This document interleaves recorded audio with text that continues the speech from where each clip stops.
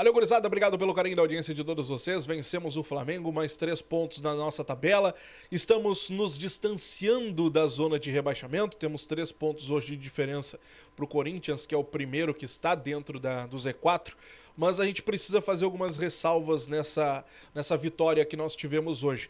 Nós temos que comemorar? Temos. Nós conseguimos colocar 3 pontos, o Grêmio conseguiu pontuar numa situação em que o Grêmio estava com pontuação ali de Z4. Nós conseguimos abrir 3 pontos de vantagem, vamos ter a chance de abrir 6 pontos, quem sabe, agora no meio de semana. É um jogo atrasado contra o Criciúma, então a gente pode abrir essa diferença melhor, né, para essa configuração de tabela. Mas fato, gurizada, é que a gente não pode se enganar com o que foi a partida do Grêmio hoje.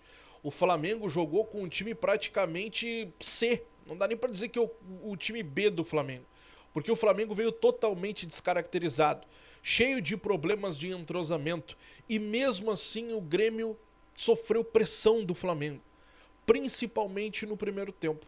Se a gente pegar os números do primeiro tempo, como a gente está acompanhando aqui na nossa tela, olha só. Nós tivemos 42% de posse de bola, ou seja, o Flamengo dominou a posse de bola em cima do tricolor.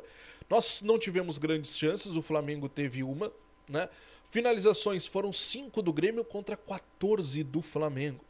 Nós conseguimos chegar ao gol ali aos 11 minutos, na jogada ali do Soteldo, no caso, para o João Pedro, e o Cristaldo acabou arriscando e fazendo um belo gol também.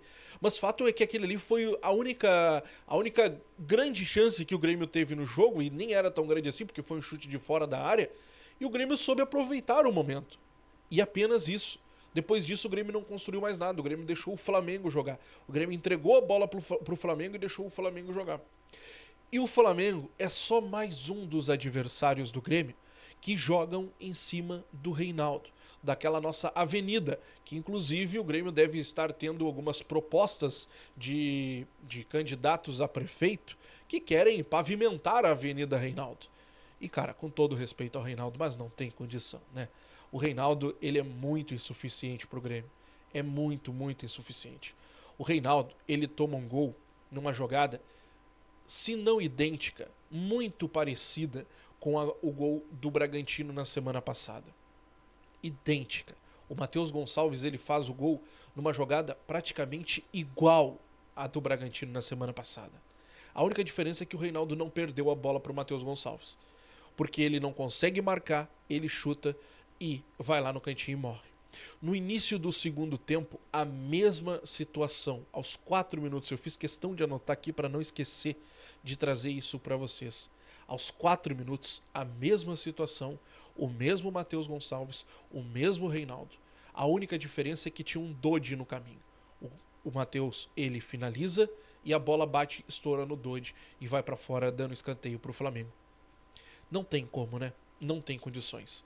3 lances. 2 acabam em gol. 1 acabou sendo salvo pelo volante que estava no caminho da bola. A gente não pode se enganar com o Grêmio de hoje, tá? O Grêmio conseguiu 3 pontos, o Grêmio venceu, show de bola. O Grêmio no segundo tempo foi melhor do que ele mesmo. Teve o lance da expulsão do jogador do Flamengo. Teve depois, no caso, o segundo gol do Flamengo, que chega a ser até humilhante para a defesa do Grêmio.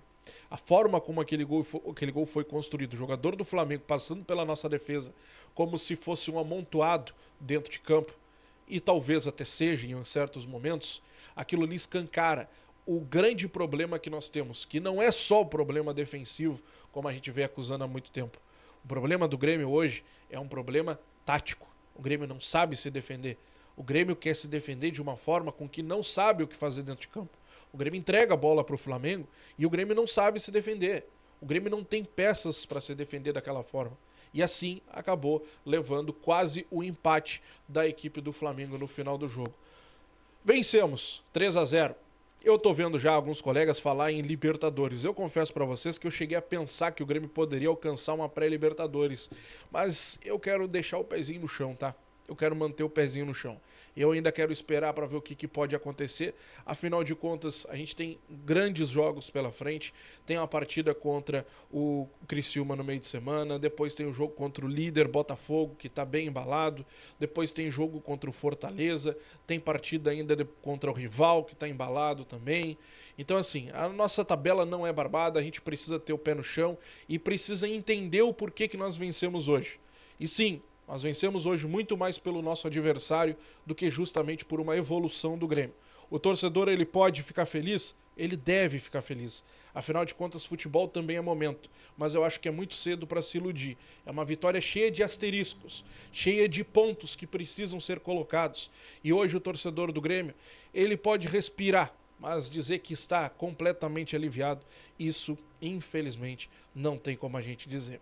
Mas vamos lá, são 3 pontos para a nossa tabela, graças a Deus a gente abriu essa gordurinha bem pequenininha ainda, mas a gente pode aumentar isso no meio da semana com essa partida atrasada contra o Criciúma.